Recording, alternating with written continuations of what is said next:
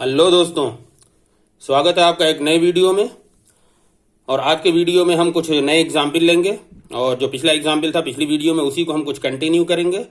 Okay, तो चलिए video start करते हैं और इस वीडियो में हम आपको कुछ दूसरे एग्जाम्पल देते हैं ताकि आपको समझने में और आसानी हो। ओके, चलिए देखिए यहाँ पे क्या क्वेश्चन आपका क्या है। अनुपातों A1/A2, B1/B2 तथा C1/C2 की तुलना कर ज्ञात कीजिए कि निम्न समीकरण युग्म द्वारा निरूपित रेखाएं एक बिंदु पर प्रतिच्छेद करती हैं, संपाती हैं, समांतर हैं अथवा संपाती हैं।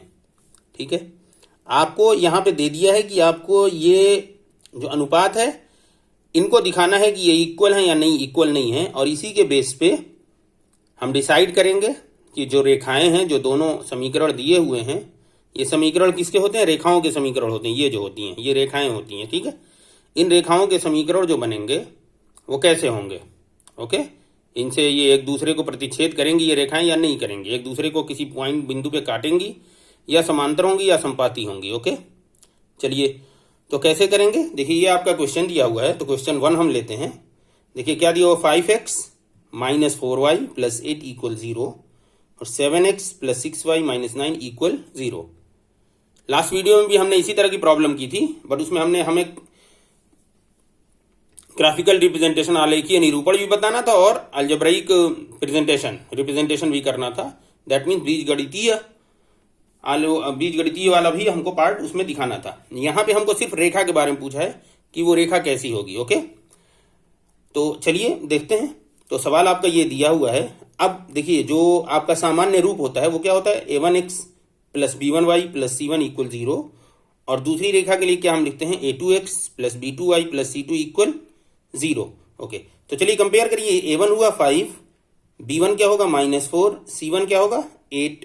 उसी तरह A2 7, B2 6 और C2 क्या होगा? -9। ओके, देखिए अब आप ये अनुपात कर लीजिए। A1/A2 आप निकाल लीजिए, मिल गया आपको।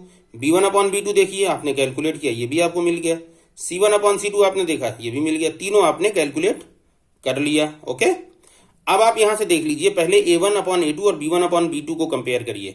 क्योंकि दोनों इक्वल नहीं है इसलिए हमें C1/C2 को देखना ही नहीं है, क्योंकि हम C1/C2 को तब चेक करेंगे जब ये दोनों बराबर होंगे। अगर ये दोनों बराबर नहीं है तो हमें सी वाली अनुपात हमें देखने की जरूरत नहीं है कि वो बराबर होगा कि नहीं होगा। तो देखिए यहाँ पे A1/A2 क्या 5/7 है, B1/B2 क्या है? -2/3। तो ये दोनों इक्वल नहीं है। तो अब आपने क्या लिखा कि A1/A2 is not equal B1/B2।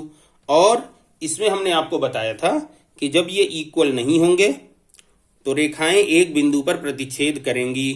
तो हमने क्या रिजल्ट निकाला कि चूंकि ये जो दो रेखाएं, क्या दिया देखिए, समीकरण युग्म द्वारा निर्मित रेखाएं एक बिंदु पर प्रतिच्छेद करती हैं, समांतर हैं अथवा संपाती हैं।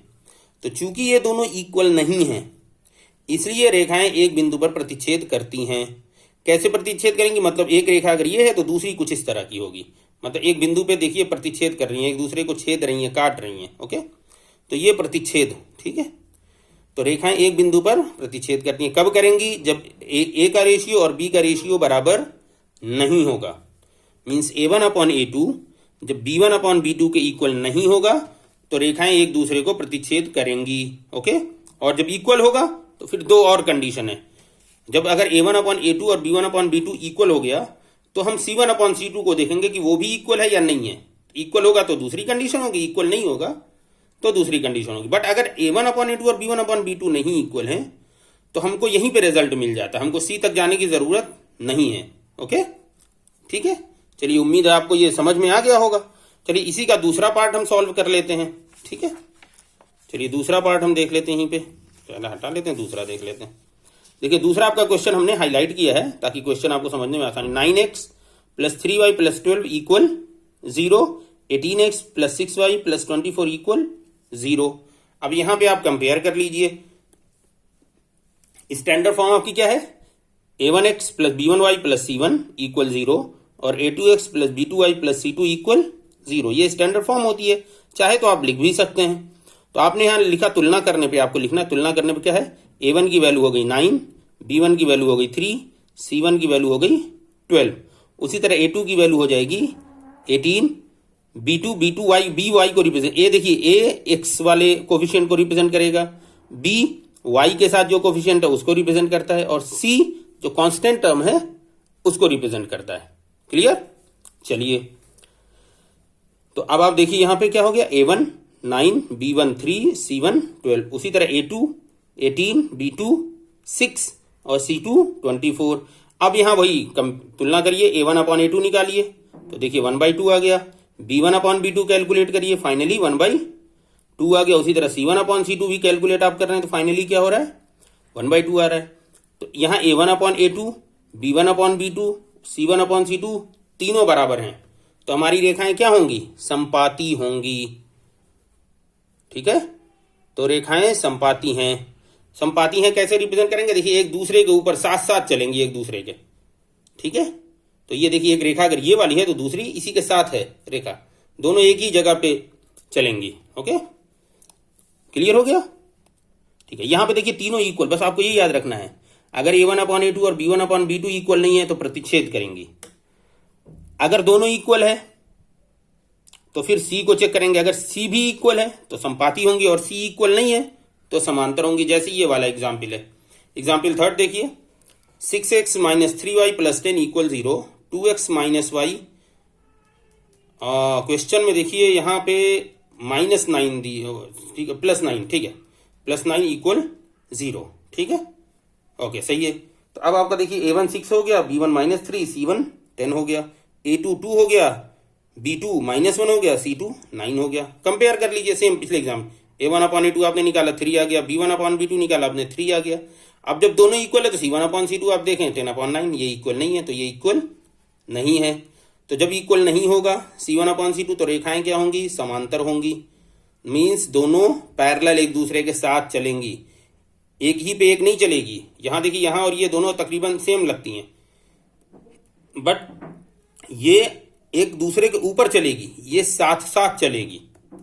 ठीक है, हमने आपको पिछले एग्जाम में बताया था कि ये क्या होंगे, ये संगत होगी लेकिन निर्भर करेगी एक दूसरे पे, संगत है साथ है, ये असंगत होगी क्योंकि साथ नहीं है।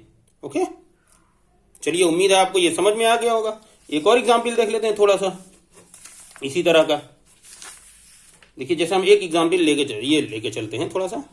देखिए, के किस मान के लिए रैखिक समीकरण युग्म के अनंत हल होंगे। अब ये देखिए दो दिया हुआ है, के एक्स प्लस वाई इक्वल के स्क्वायर, एक्स प्लस के वाई इक्वल 1।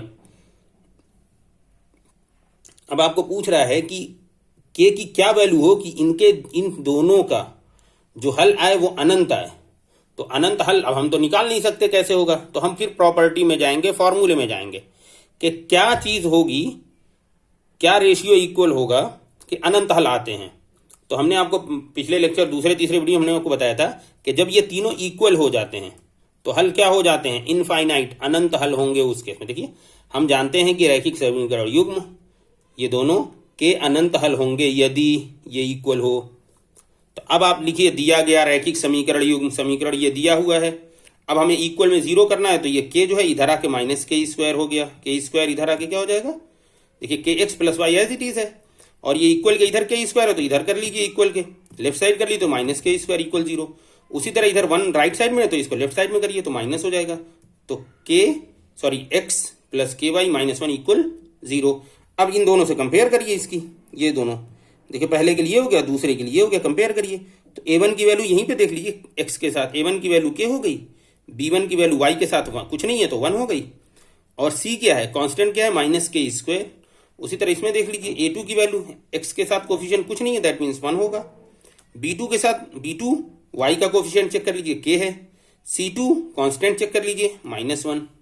अब अनंत हल, ये कंडीशन हमने आपको बताया कि होगा, तो A1 अपॉन A2 पहले निकालिए, B1 अपॉन B2 दोनों को इक्वल कहिए कि होगा। तो देखिए, A1 की वैल्यू k है, A2 की वैल्यू 1 है, फिर इसी तरह B1 की वैल्यू 1 है और B2 की वैल्यू k है। तो ये आपने कहा कि इसका जो फाइनल आप कैलकुलेट कर रहे हैं, तो यहाँ से k स्क्वायर 1, तो k की वैल्यू क्या होगी, माइनस और +1 आंसर हो सकता है।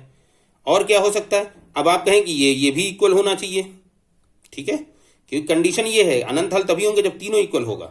तो हमने ये चेक करके आंसर तो आ गया, लेकिन ये सेटिस्फाई नहीं करेगा, क्योंकि हमारा C1 इक्वल होना जरूरी है। तो अब देखिए क्या हो जाएगा, A1 अपॉन A2 और C1 अपॉन C2 के इक्वल करिए, या B1 अपॉन B2 को C1 अपॉन C2 के इक्वल कोई एक दिखा दीजिए। इसको दिखा दीजिए, चाहे इसको दिखा दीजिए।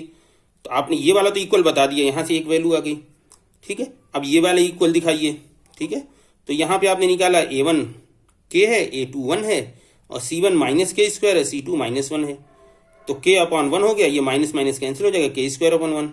तो इधर देखिए ऐसे क्रॉस करिए, तो क्रॉस मल्टीप्लीकेशन, तो k स्क्वायर इक्वल k, तो एक k कैंसिल हो जाएगा, k की वैल्यू क्या हो जाएगी, 1 हो जाएगी, ठीक।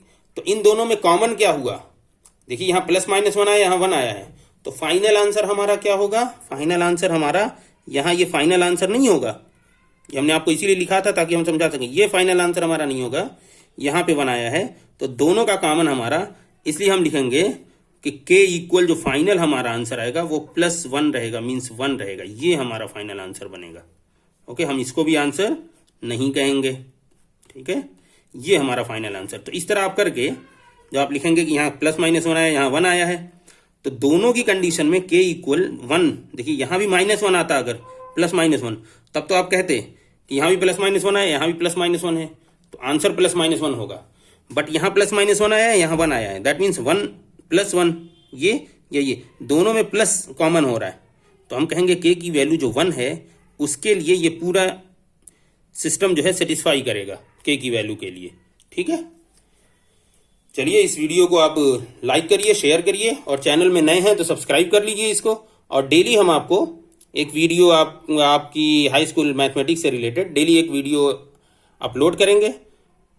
और इसको आप जब आप इस वीडियो को चलाइए तो आप अपनी कागज़ और कलम साथ में रख लीजिए, पेपर और पेन रखिए, और जैसे जैसे हम बताते हैं वैसे वैसे उसको लिखते जाइए वीडियो को पॉज करते हुए, ताकि आपको समझने में बहुत आसानी हो। और जब आप इसको करते रहेंगे तो पूरी उम्मीद है कि आप इस तरह के क्वेश्चन अगर एग्जाम में आएंगे तो आपसे वो छूटेंगे नहीं, और आपके नंबर भी अच्छे फिर आएंगे। ओके, चलिए best of luck, bye bye.